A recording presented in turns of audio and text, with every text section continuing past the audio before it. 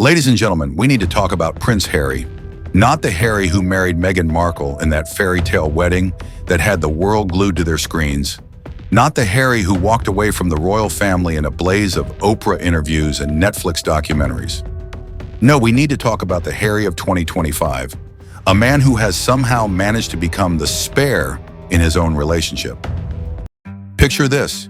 You're Prince Harry. You've written a best-selling memoir called Spare, literally branding yourself as the backup heir, the runner-up. The royal also ran. You thought you were reclaiming that narrative, turning your weakness into strength. But here's the twist nobody saw coming. You've somehow managed to become the spare in your own marriage, your own business ventures, and now, most catastrophically, in the charity you founded with your own hands nearly 2 decades ago. We're witnessing something unprecedented here, folks. A prince who traded his crown for freedom, only to find himself overshadowed by the very woman he liberated himself for. While Meghan Markle is out here building empires, launching lifestyle brands, and commanding Netflix like some kind of Hollywood mogul, Harry is... well, what exactly is Harry doing? The answer might shock you, or maybe it won't, because if you've been paying attention, the signs have been there all along. The man who once partied with Vegas showgirls and flew Apache helicopters in Afghanistan has somehow been reduced to holding his wife's metaphorical handbag while she conquers America. The Sentebale bombshell. But before we dive into the relationship dynamics that have royal watchers absolutely mesmerized, we need to talk about what just happened with Sentebale. Because if you thought Harry's story couldn't get any more dramatic, buckle up. Because March 2025 delivered a bombshell that nobody saw coming. Sentebale, the charity Harry co-founded in 2006 in memory of his mother, Princess Diana, has imploded in the most spectacular fashion possible. We're talking about a full-scale meltdown that ended with Harry, his co-founder Prince Ciso, and the entire board of trustees resigning in what they called a state of shock. Let me paint you this picture. Harry founded this charity when he was 22 years old, inspired by his gap year in Lesotho. Sentebale means forget-me-not in the local language. It was his promise to never forget the vulnerable children of Africa and to honor his mother's legacy of helping those with AIDS. For nearly 20 years, this was Harry's pride and joy, his one unassailable achievement that nobody could criticize. And now, it's gone, finished, kaput. The chairwoman controversy. The woman at the center of this disaster is Dr. Sophie Chandauka, a corporate lawyer from Zimbabwe who became chairwoman in 2023. Now here's where it gets absolutely bonkers. According to sources, the final straw came at a polo event in April 2024 when tensions erupted between Chandauka and the Duke and Duchess of Sussex. Picture this scene. You're at a charity polo match.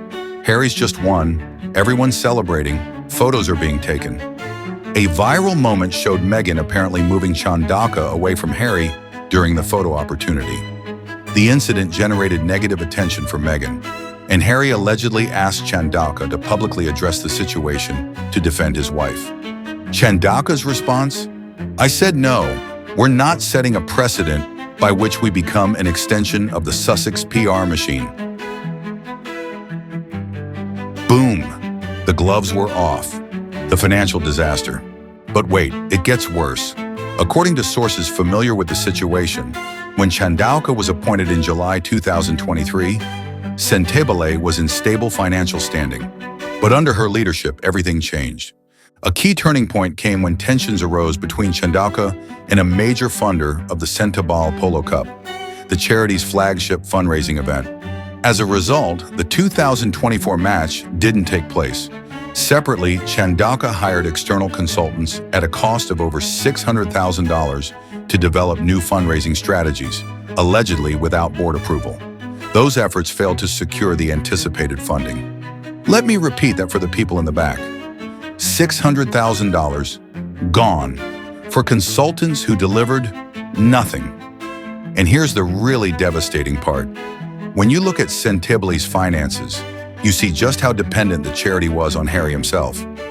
Of the £4.6 million income in 2022, Harry made a one-time donation of £1 million from his spare memoir royalties. The charity was literally being propped up by the prince's own book deal money. The explosive accusations. When Harry and the trustees resigned, Sentebale went nuclear. She accused Harry of harassment and bullying at scale and claimed he had authorized the release of a damaging piece of news to the outside world without informing her. She told Sky News, "Can you imagine what that attack has done for me, on me, and the 540 individuals in the Sentebale organizations and their family? That is an example of harassment and bullying at scale. So if the world didn't want to believe that there's such a thing as bullying, this unleashing of the Sussex machine on me and the 540 employees at Sentebale who received this and have had to defend it know this is the truth." The Sussex machine. Let that phrase sink in. Harry, who spent years complaining about being bullied by the palace machinery, is now accused of having his own bullying machine. Harry's career crisis. But here's the thing that's really eating at royal watchers. This Sentebale disaster isn't happening in isolation. It's the latest chapter in what can only be described as Harry's ongoing career crisis. While Meghan has reinvented herself with a series of new projects over the past 2 years, Harry's biggest moments have all had their roots in the royal career he left behind in Britain. Think about it. What are Harry's main activities these days? The lawsuits over his police security were a literal attempt to force the British government to restore the level of protection he had as a working royal. His swipe at King Charles when he lost the case echoed the narrative from his Look Back Oprah interview. Even the Invictus Games, his most successful post-royal venture, was founded while he was still a working member of the royal family. The closest Harry has come to launching a completely new project has been the Archewell Foundation Parents Network, but it's yet to create the kind of show-stopping moments that Sussex fans have grown accustomed to. The Netflix nightmare. And then there's the Netflix situation. Oh boy, where do we even start with this train wreck? Their Netflix deal is expected to wrap up in 2025, and it's not looking good for renewal. Harry's latest show, Polo, debuted in December 2024 with scathing reviews and got an audience score of just 27% on Rotten Tomatoes. Reports suggest Netflix is fed up with the couple's delays and lack of compelling content. Royal biographer Angela Levin mentioned that Netflix isn't keen on the lifestyle content Harry and Meghan pitched, with both Meghan's cooking show and Harry's polo documentary being pushed back to at least February 2025. Their other Netflix shows, Live to Lead, Heart of Invictus, and Polo, steered clear of controversy but didn't cause a major splash, suggesting they failed to demonstrate top-tier commercial value outside the royal soap opera. The writing is on the wall. Netflix got into business with the Sussexes expecting explosive royal content, but what they're getting instead is polo documentaries that nobody wants to watch. The Meghan Empire. Now let's talk about the elephant in the room. While Harry's floundering, Meghan is absolutely thriving, and I mean thriving. Her Netflix show With Love Meghan launched in March 2025, with a second season already confirmed for autumn. She's built American Riviera Orchard from scratch, sending jam samples to A-list celebrities and generating massive buzz on social media. Royal experts are noting that as Prince Harry continues to focus on the past and his grievances with the royal family, Meghan is prioritizing building a business empire for their future in California. And here's the kicker. Reports suggest that Harry, Prince Archie, and Princess Lilibet won't appear in the second series of Meghan's Netflix show. One source said, "There is no sign of Harry at all in this one, and nothing of the children either." Think about that for a moment. Meghan's show is successful enough to get renewed, and she's literally writing her husband out of it. If that's not being the spare in your own relationship, I don't know what is. The professional separation. Reports indicate the couple is experiencing a professional separation, meaning they're not currently working together. PR experts believe this could be a strategic move to salvage their brand. Ed Karam James told The Mirror, Meghan and Harry's brand has suffered irreparable damage. The continuous media criticism, fueled by their flawed PR strategies, has made joint branding no longer feasible.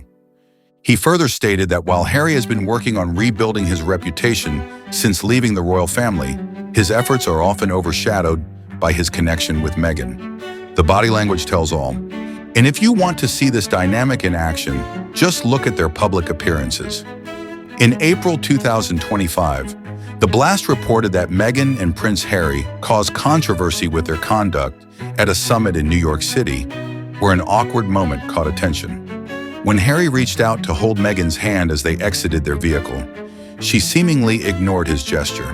A body language expert noted that while Harry appeared to be in the role of the spare, Meghan seemed to take the lead in the situation. The man is literally playing second fiddle to his own wife in public. It's like watching a real-life version of The Crown, except the Queen is Meghan and Harry is, well, nobody really knows what Harry is anymore. The divorce rumors. And speaking of uncomfortable truths, let's address the massive elephant in the room, the divorce rumors that refuse to die.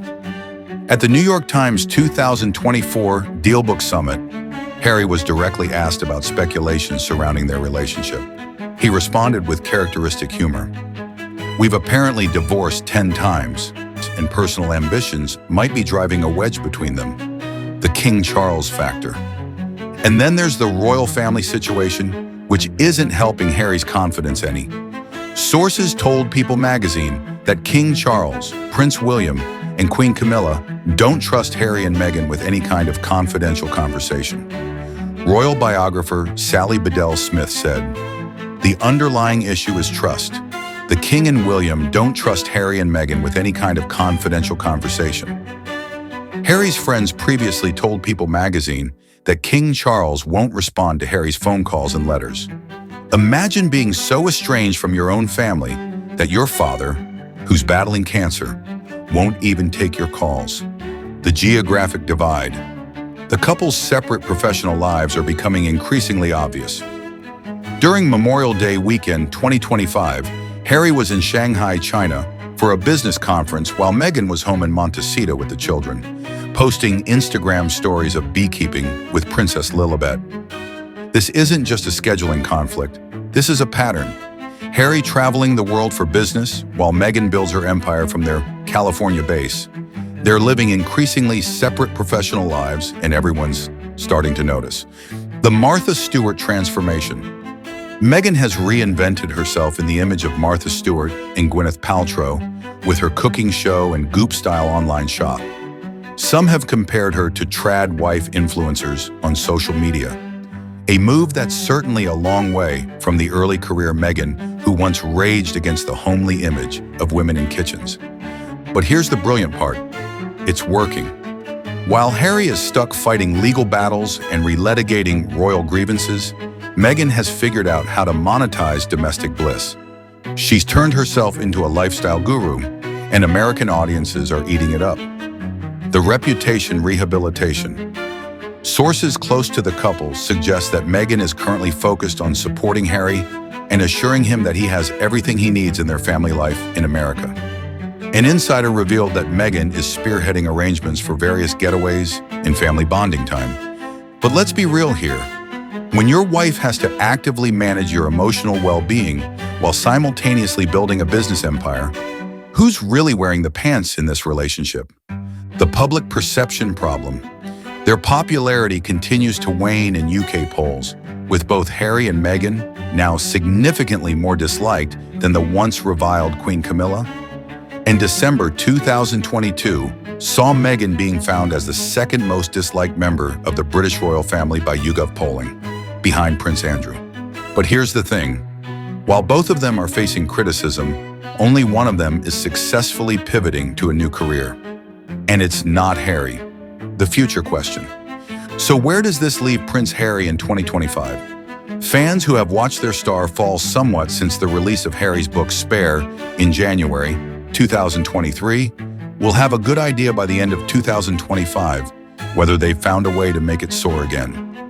Royal expert Hilary Fordwich claimed, Harry's continued dwelling on the past is rooted in his unresolved personal grievances and an out-of-touch desire for public accountability.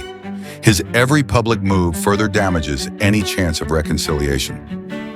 The man is stuck in a time loop, constantly relitigating the same grievances while the world and his wife moves on without him. The Charity Commission investigation.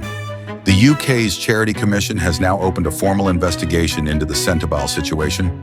Harry welcomed the investigation, saying he expected it will unveil the truth that collectively forced us to resign. But here's the uncomfortable reality. Even if Harry is vindicated, the damage is done. The charity he founded as a young man, the organization that was supposed to be his lasting legacy to his mother's memory, is in ruins. One trustee, Dr. Kelelo Leratholi, told The Times that he was worried about the emotional well-being of both princes and that they were torn apart at the thought of looking like they're abandoning the children they serve. The ironic twist. And here's the most ironic part of this whole saga. Harry wrote a book called Spare to reclaim his narrative, to show that being second best could actually be a strength. But in doing so, he seems to have fulfilled his own prophecy in the worst possible way. He's become the spare in his own relationship, the supporting player to Meghan's leading lady. He's become the spare in his own business ventures, the one whose projects fail while hers succeed. And most devastatingly, he's become the spare in his own charity, forced to walk away from the organization he founded rather than fight for it. The California Dream reality check. Harry has said, "I very much enjoy living here and bringing up my kids here. It's a part of my life that I never thought that I was going to live. I feel as though it's the life that my mom wanted for me." But is it really? Because from where we're sitting, it looks like Harry traded his royal cage for a gilded California cage, where he's still playing second fiddle, just to a different kind of queen. The questions that keep us up at night. So here are the questions that royal watchers are asking. Is Prince Harry genuinely happy being the spare in his own life? Is this professional separation the beginning of the end? Or is it a strategic reset? And most importantly, can a man who spent his entire life defined by being second best ever truly find his own identity? An insider recently noted that Meghan wishes her husband could feel less burdened by the past and more present in the life they've built together. But maybe that's the problem. Maybe Harry can't move forward because he's still trying to figure out who he is when he's not defined in opposition to someone else. First, he was the spare to William's heir. Then he was the rebel to the palace's establishment. Now he seems to be the supporting actor to Meghan's leading lady. When does Harry get to be the star of his own story? The brutal truth. The brutal truth is this. Prince Harry might have left the royal family, but he never left the mindset that made him feel like a spare in the first place. He's still seeking validation, still fighting old battles, still trying to prove his worth to people who stopped listening years ago. Meanwhile, Meghan has figured out the secret that Harry never learned: how to stop being defined by what you're not and start being defined by what you are.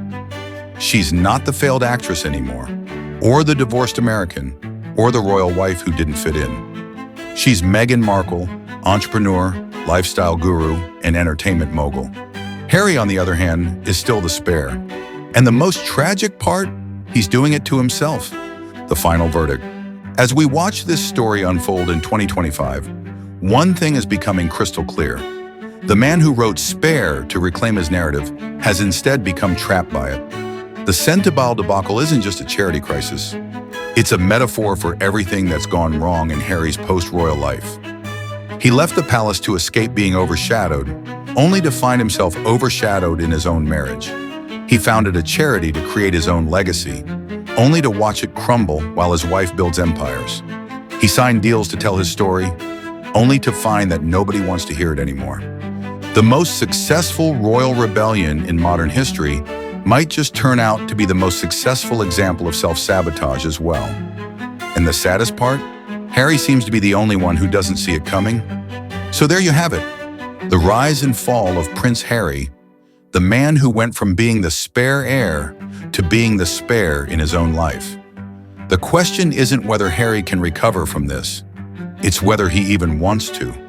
Because at this point, being the spare might just be the only identity he knows how to embrace. And that might be the most tragic royal story of all.